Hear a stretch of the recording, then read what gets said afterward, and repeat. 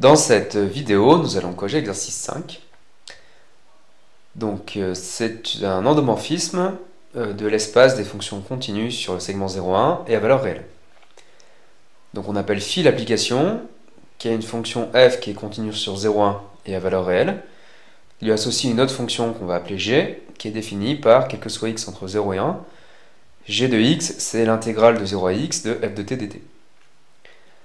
Alors déjà, g est bien défini, puisque la fonction f est continue entre 0 et x, puisque x est entre 0 et 1, et f est continue sur 0,1, donc l'intégrale existe ici. Donc g est une fonction qui est bien définie sur 0,1. Alors première question, il faut montrer que phi est un endomorphisme de l'espace des fonctions continues sur 0,1. Donc il faut d'abord montrer qu'elle est à valeur dans ce même espace.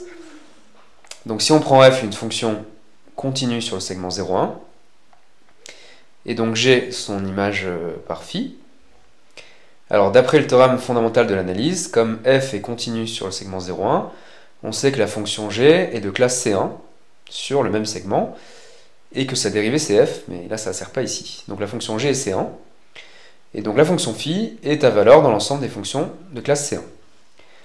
Et comme... Alors il faut effacer ça, on a un peu changé l'énoncé de l'exercice.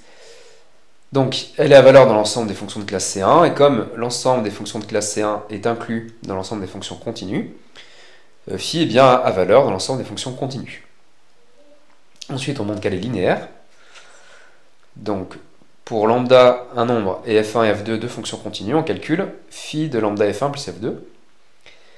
Alors quand on donne à phi une fonction continue, ceci est une nouvelle fonction continue sur le segment 0,1, et cette fonction phi de lambda f1 plus f2, on va l'évaluer en un réel x.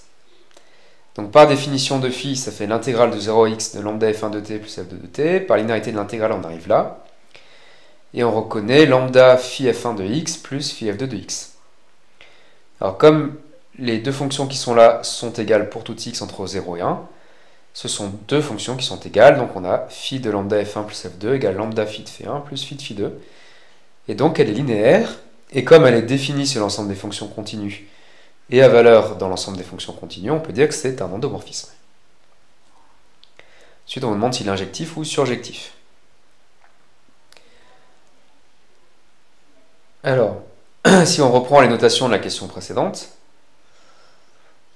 on voit qu'ici, pour n'importe quelle fonction f, son image, c'est la fonction g qui est définie ici. Son image va vérifier g de 0 égale 0.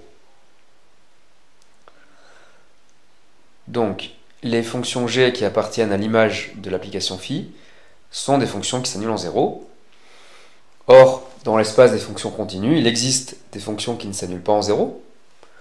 Par exemple, la fonction exponentielle. Donc l'image de phi n'est pas égale à l'espace d'arrivée, l'ensemble des fonctions continues, et donc phi n'est pas surjective. Alors on peut montrer que son image, eh bien, c'est l'ensemble des fonctions g de classe C1 qui s'annulent en 0. Donc on a déjà montré que l'image de phi est inclue dans cet ensemble. Pour la réciproque, si on prend g une fonction C1 qui s'annule en 0, eh bien on peut dire que g de x, c'est l'intégrale de 0 à x de g' de t dt. Donc en fait, g, c'est phi de g', où g' est continu. Donc une fonction qui appartient à cet ensemble appartient à l'image de phi. Alors pour le noyau, donc là c'est un calcul important. Alors on prend f dans le noyau de phi, donc par définition phi de f égale 0, la fonction nulle. Donc si c'est la fonction nulle, ça veut dire que pour tout x, l'intégrale de 0 à x de f de t dt égale 0. Alors comment on arrive à en conclure que la fonction f est nulle? En fait on dérive par rapport à x. Donc la dérivée de ça c'est f de x, et la dérivée de 0 par rapport à x c'est 0.